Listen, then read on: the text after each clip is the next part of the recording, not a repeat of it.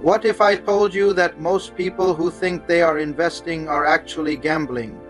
They believe they are being smart with their money, but in reality, they are reacting to emotions, following trends, and hoping for luck. And here is the shocking truth: wealth is rarely lost because of bad opportunities. It is lost because of bad decisions. Now imagine if you could learn how the world's greatest investors think, not by chasing markets, but by mastering your own mind. The Intelligent Investor by Benjamin Graham is not a book about getting rich quickly. It is a guide to building lasting wealth through logic, patience, and discipline. It teaches one simple but life-changing lesson: successful investing is not about predicting the market, it is about controlling your behavior. This book turns speculation into strategy, emotion into reasoning, and confusion into clarity. Before we begin, make sure to subscribe so you never miss a powerful summary that strengthens your mindset and sharpens your decision-making skills. Before starting the summary of the book, I request you to subscribe to my channel for supporting me and keep me motivated to bring more amazing summaries to you. Let's begin the summary. Chapter 1. Investment via speculation: results to be expected by the intelligent investor. Have you ever wondered why two people can buy the same stock on the same day and yet only one ends up rich? The difference is not luck, it is mindset. One acts with discipline, the other with emotion.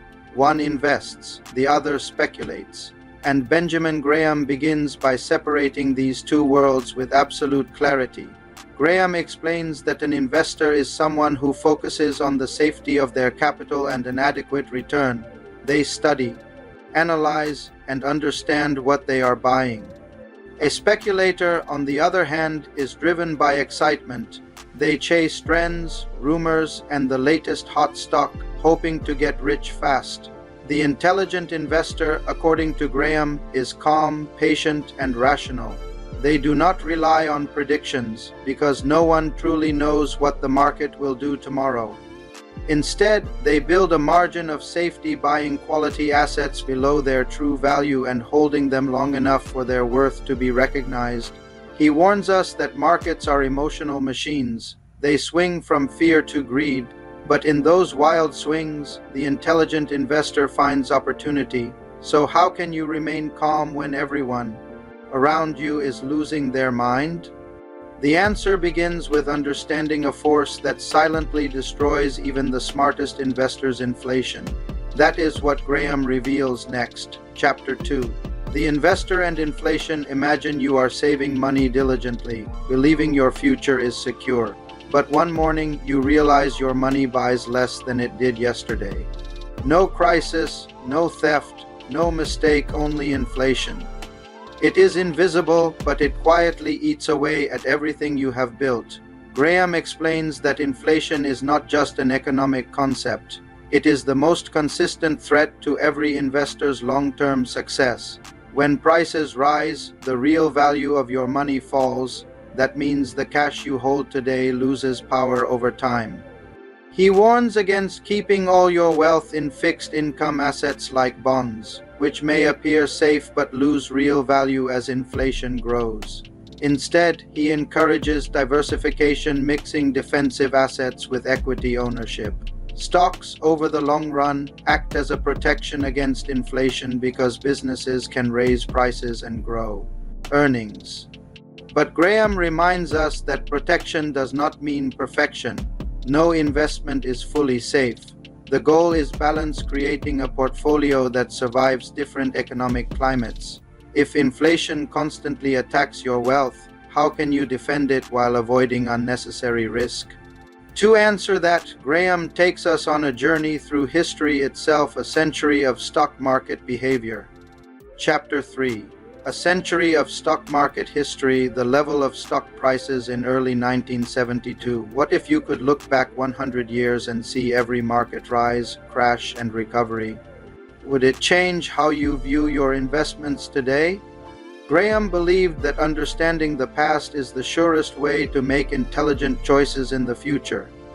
He studies a full century of market history, showing that prices always fluctuate, often wildly. But beneath every bubble and panic, one truth remains. Markets are cyclical, but human behavior rarely changes. People get greedy in booms and fearful in busts. By 1972, stock prices were unusually high compared to their long-term average earnings. Graham warned that investors who chase rising prices are walking into danger without realizing it. He reminds readers that an intelligent investor must not focus on short-term excitement, but on long-term value. If you buy what everyone loves today, you will likely regret it tomorrow. True intelligence in investing means studying history, understanding cycles, and never assuming this time is different. So, if history keeps repeating itself, what kind of investor survives every storm, the cautious defender or the bold opportunist? That is what Part 2 begins to reveal.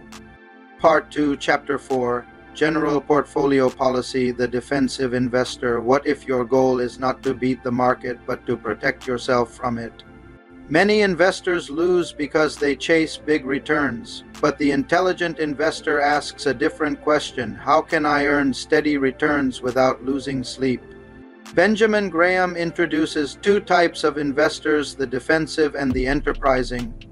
The defensive investor values safety, stability, and minimal effort. They prefer a portfolio that works quietly in the background while they focus on their life and career. Graham suggests a simple and timeless rule: divide your money between stocks and bonds, roughly 50-50, and adjust within a range of 25 to 75% depending on market conditions. When stocks are overpriced, hold more bonds. When stocks fall and become cheap, increase your stock allocation. The defensive investor does not try to outsmart the market. They protect themselves from it. Their success lies in consistency, not excitement. He emphasizes that patience is a superpower. The intelligent investor earns not by reacting but by staying still when everyone else panics. But what about choosing which stocks to hold? If safety is your goal, how do you decide which companies truly deserve your trust? Graham answers that next, Chapter 5, the defensive investor and common stocks. Most investors love the idea of owning stocks, but few understand what kind of stocks deserve to be owned for decades. Graham believed that the defensive investor must treat stock selection not as an adventure, but as a careful, rational process. He advises defensive investors to choose large, well-established, and conservatively financed companies. Avoid glamorous or speculative names. Instead, focus on those that have a strong record of paying dividends for at least 20 years. Another key rule is diversification. Hold a portfolio of at least 10 to 30 stocks across different industries to reduce risk. Never depend too much on one company or one trend. Graham also cautions against trying to time the market. No one knows the perfect moment to buy or sell. Instead, buy gradually and hold for the long term. The defensive investor's strength is discipline, not prediction. So if the defensive investor values calm and protection, what about those who want to achieve higher returns by working harder and taking more risk? That is the mindset of the enterprising investor, which Graham explores next, Chapter 6.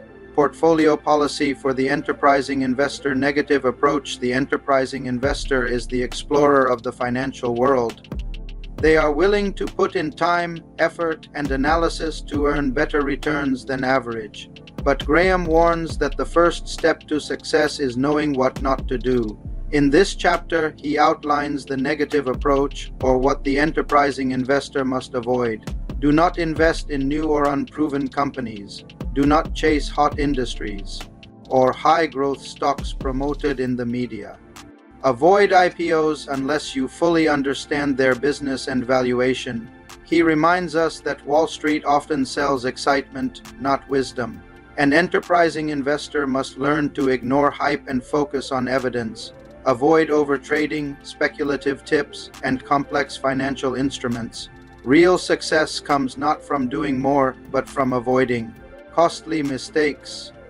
Graham's negative approach protects the investor from emotional traps and market manipulation. Once you learn what to avoid, you are ready to explore what actually works. That is when Graham unveils the positive approach, a disciplined strategy for active investors. Chapter 7, Portfolio Policy for the Enterprising Investor, the positive side. If you had the time and skill to analyze the market deeply, could you outperform the average investor? Benjamin Graham says yes, but only if you follow principles, not predictions. In the positive approach, Graham explains how enterprising investors can find undervalued stocks through analysis and patience. He encourages focusing on companies with low price to earnings ratios, strong balance sheets, and consistent dividends. He also advises looking for special situations, temporary declines, neglected stocks, or companies with clear potential that the market has ignored. These opportunities often arise during fear and uncertainty. However, Graham reminds readers that success requires discipline and humility. Even active investors must accept that mistakes will happen. The key is to focus on the margin of safety, buying well below intrinsic value, so even if things go wrong, your losses are limited. He concludes that the enterprising investor earns higher returns not through risk, but through effort, research, and emotional control. So if both types of investors can succeed, one through caution and the other through effort, what happens when the market itself becomes emotional? How should an investor behave when prices swing wildly? That is what Graham reveals next in Part 3. Part 3, Chapter 8, The Investor and Market Fluctuations. Have you ever felt anxious watching the stock market drop? One day your portfolio looks amazing, and the next you are questioning every decision you ever made. Benjamin Graham says this emotional chaos is the biggest trap for investors. The problem is not the market, it is how we react to it. Graham introduces a brilliant idea. Imagine the market as a person, Mr. Market. Every day he knocks on your door offering to buy or sell shares. Some days he is confident and offers high prices. Other days he is terrified and offers you a bargain. Your job is not to follow his moods. Your job is to stay calm and take advantage when he is scared. This simple story teaches a powerful truth. The intelligent investor does not try to predict when the market will go up or down. He prepares for both. He sees fear as opportunity. Every crash, every dip, every panic is a sale on long-term value. So, the next time the headlines scream market collapse, ask yourself, what would Mr. Market say today, and how can you use his fear to your benefit? Because the investors who master their emotions master the market. But what if you do not want to pick your own stocks? What if you want someone else to handle the hard part? Let's explore that next. Chapter 9, Investing in Investment Funds. You have probably heard this before, just let professionals handle it. It sounds comforting. Mutual funds and index funds promise expertise and ease. But Graham asks a sharp question: are you paying for performance or are you paying for marketing? He breaks it down simply. Many funds look impressive in the short term, but most fail to outperform the market after fees and taxes. The intelligent investor studies the numbers. He looks for long-term consistency, not temporary glory. Graham encourages ordinary investors to favor low-cost index funds. They quietly outperform most flashy funds over time. Why? Because you avoid high management fees, emotional buying, and constant trading. In investing, slow and steady truly wins. But here's the catch. Even when you invest in funds, you still carry one risk: your own behavior.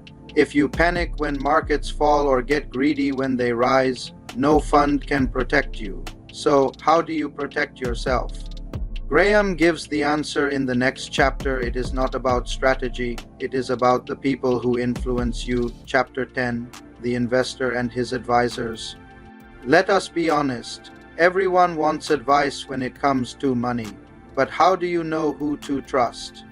Graham reminds us that most advisors are not magicians, they are business people. Some genuinely want to help you, but others just want your commission. He says the intelligent investor uses advisors as guides, not decision makers. Their job is to educate you, not replace your judgment. Good advisors help you think clearly when emotions cloud your mind. They give you perspective, not predictions. Before you trust anyone with your money, ask yourself, are they teaching you how to invest, or are they selling you something? If they cannot explain their advice in plain language, they probably do not understand it either. Your financial success depends on one skill, independent thinking, but how do you build that? Graham's answer comes next by learning the basics of analyzing what you invest in. Chapter 11, Security Analysis for the Lay Investor. The words security analysis sound intimidating, right? Like something only Wall Street analysts can understand, but Graham breaks it down for everyday people. You do not need a PhD to be a smart investor. You just need curiosity, logic, and discipline. He teaches a simple framework before buying any stock. Look at three things: its earnings, its financial stability, and its long-term prospects. Do not be distracted by hot news, hype, or sudden spikes. Focus on value, not excitement. The intelligent investor always asks, am I buying this company for less than it is truly worth? This is the heart of Graham's philosophy, the margin of safety.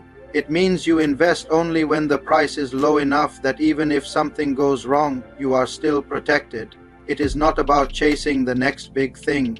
It is about protecting yourself from the next big mistake. But how do you put all of this together, the mindset, the discipline, the logic into a working portfolio? That is where the next part takes us. It is the bridge between knowledge and action. Part 4, Chapter 12, Things to Consider About Per Share Earnings. What if I told you that one of the most dangerous numbers in investing is the one everyone keeps watching: earnings per share? It looks clean, logical, and simple. But Benjamin Graham says this number can trick even the smartest investors. Companies love showing growth in their earnings per share, but what they do not tell you is how easily this number can be manipulated. They can borrow money, buy back shares, or record short-term profits to make it look like they are growing. But are they really? Graham warns that the intelligent investor must look beneath the surface. Ask questions like, is this growth sustainable? Is it coming from real improvement or accounting magic? True investing is not about being impressed. It is about being skeptical. Here is the key. 1 year of high earnings means nothing if the foundation is weak. The best investors do not get fooled by pretty numbers. They dig for truth, because behind every record-breaking profit, there might be a risk waiting to explode. Now that you know not to trust surface-level data, let us move to the next challenge: keeping your investments safe through the ups and downs of markets and companies. Chapter 13, A Comparison of 4 Listed Companies. Imagine this: 4 companies, all successful in their own industries. Their reports look good, their prices seem fair, but which one would you invest in? Graham takes us through a real comparison and shows why numbers alone are not enough. He looks at companies that on paper seem strong. Yet, when you dig deeper, one may have a hidden debt issue, another might rely too much on one product, while a third may have leadership problems. What looks solid at first may crumble under pressure. The intelligent investor learns that analysis is not about finding perfection. It is about spotting risk before it becomes obvious. You do not chase the best-looking company. You choose the most resilient one. The reveal is clear. Consistency and transparency matter more than hype and short-term success, and that is what separates smart investors from gamblers. But how do you know when a company's financial strength is truly reliable? The next chapter gives you the answer by examining the balance between debt and stability. Chapter 14, Stock selection for the defensive investor. Here, Graham shifts from theory to practice. He asks, if you are a defensive investor, someone who values safety and peace of mind, how should you pick your stocks? He gives simple rules. Choose large, established companies with a solid history of dividends and consistent earnings. Avoid companies that rely on trends or dramatic growth promises. Limit your total holdings to a manageable number and spread them across industries, and never pay more than a fair price, no matter how tempting the story sounds. The defensive investor's goal is not to beat the market, it is to avoid being beaten by it. This approach may sound boring, but that is exactly why it works in the long run. Slow and steady wins. This chapter teaches a quiet confidence. You do not need excitement, you need endurance. The intelligent investor knows that real wealth grows quietly in the background while others are distracted by the noise. But what if you are not defensive? What if you are ready to dig deeper and take calculated risks for higher rewards? The next chapter introduces that path. Chapter 15. Stock selection for the enterprising investor. This is where investing becomes an art. The enterprising investor is not careless. He is curious, patient, and analytical. Graham says if you are willing to put in effort, time, and research, you can find hidden gems in the market companies the world has not noticed yet. But there is a rule. You must never confuse intelligence with excitement. The enterprising investor looks for undervalued companies that are overlooked, not overhyped. He studies small cap stocks, special situations, and even temporarily unpopular sectors, but only when the numbers support the story. The key idea is margin of safety. You never buy something unless the price gives you room for error. That way, if things go wrong, you are still protected. This chapter leaves you with one powerful truth. Intelligence in investing is not about IQ. It is about patience, discipline, and courage to think differently. Now that we have learned both defensive and enterprising approaches, the final part of the book takes us into the deeper lessons: how psychology, history, and principles of value investing combine to create long-term success. Chapter 16. Convertible issues and warrants. Picture this: you find a stock that promises steady growth, but it also gives you the right to buy more shares in the future at a fixed price. Sounds exciting, right? This is what Graham calls a convertible issue or warrant. It looks like a gift, but it comes with fine print that most investors never read. At first, convertibles sound perfect. They let you invest safely while keeping the door open for potential profits. But here is the hidden danger: companies use these instruments to attract attention when they cannot raise money easily. And when markets fall, these so-called bonuses often lose their value faster than you can imagine. Graham's advice is sharp and timeless. Do not get seduced by fancy offers. If you cannot understand a financial product in one reading, it is probably not designed for you to win. The intelligent investor values simplicity over excitement. And this sets up the next chapter perfectly, because once you stop chasing complicated promises, you can focus on what truly matters, valuing a company for what it is really worth. Chapter 17. For extremely instructive case histories. Now imagine peeking into the portfolios of investors who lived through booms and busts. Graham shares 4 case studies that reveal the difference between luck, emotion, and true intelligence. In one story, a company's stock skyrocketed only to crash later, teaching the cost of overconfidence. In another, a patient investor held on to a dull but steady company and ended up with massive long-term returns. These examples remind us that wisdom in investing does not come from timing the market, but from understanding the business. Each case study is like a mirror. It reflects how easily emotions and greed can cloud judgment. The intelligent investor learns not to celebrate quick wins, but to build unshakable habits of analysis, patience, and skepticism. The deeper question now becomes, how can we balance these lessons into a simple, disciplined method that anyone can follow? Graham answers that next. Chapter 18.